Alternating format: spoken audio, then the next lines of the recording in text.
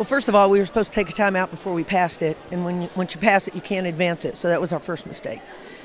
So it's awfully hard to run from down there when they're double teaming Jamira. So they were double teaming Jamira. We were supposed to go to Jazz. We didn't quite get that done. I mean, they played great defense, down the stretch, but it was a little bit out of our range. It was they're not going to be able to do that right here when we're running a set that we want to run instead of having to run in the backcourt.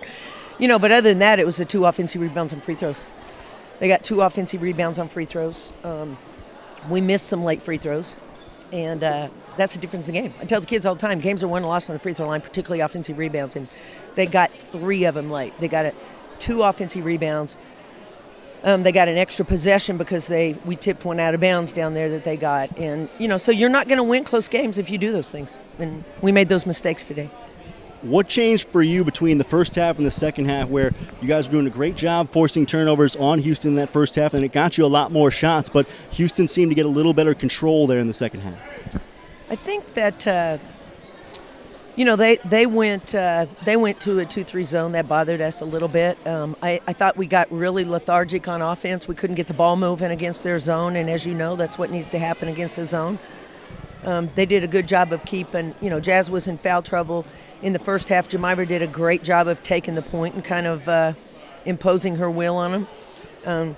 Was really hoping that Jazz would come in, in the second half and get to the rim or get some middle ball screens and create some action. I thought she made a really nice pass on that last offensive play where she found Jay, and we just missed that shot. That likely could have been the game winner right there. Unfortunately, we crashed and fouled and then forgot to call timeout before we advanced this. So anyway, there were several errors that we made late in the game.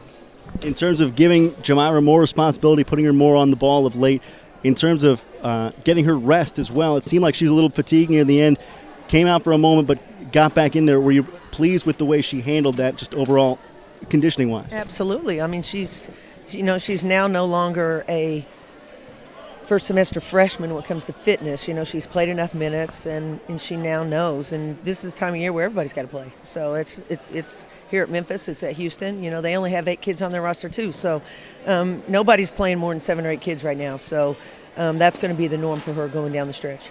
Any updates on Jada Stinson? Well, she went back in the game. So we'll see. Nothing lasting, we hope. Nothing lasting, we hope. It'll be tender, but again, it's college basketball, and a lot of people are tender right now, so you play. Coach, thanks for the time. Thank you. That's it.